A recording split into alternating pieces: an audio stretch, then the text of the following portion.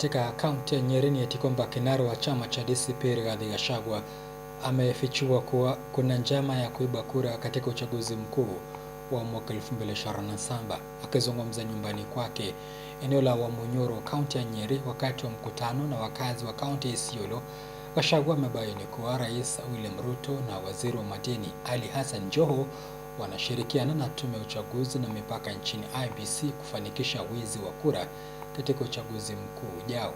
James Mwangi na taarifa kamili.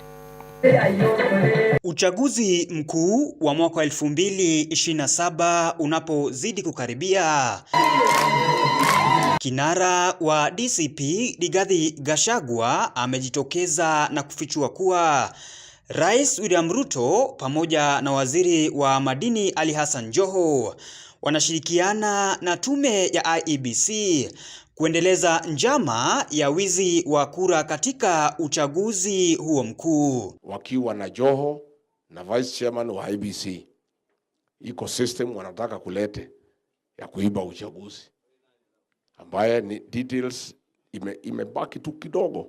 Unajua sitakagi kusema kitu kabla sijapata yenyewe sawa sawa. So imebaki kidogo. Ninaomba Mungu by kesho kabla sijaondoka nikuwe nimepata.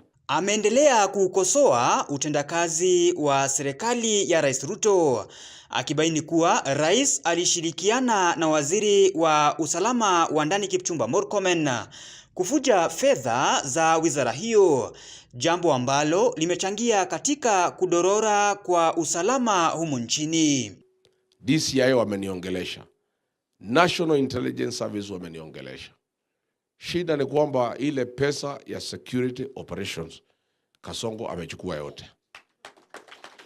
Unajua kuna ile pesa ambayo haiendi through audit ya kutafuta information, polisi wanapewa kunusanusa maneno, kulipalipa information ndio wajue ile maneno napangwa.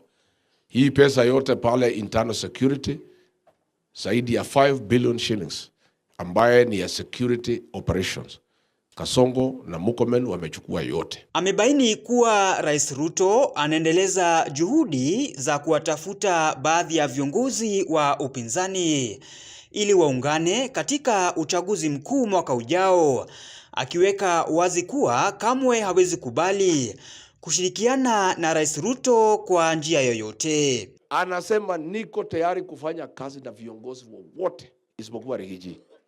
Na ni kweli. Na si ati hataki, ni vile anajua haiwezekani. Mimi siwezi chukua pesa yake. Hawezi nihonga. Mimi hawezi kunitisha. Mimi hawezi kunipindua. Mimi ameinua mkono. Amenitumania, haiwezekani.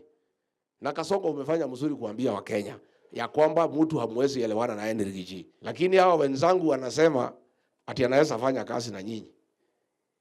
I want to advise you.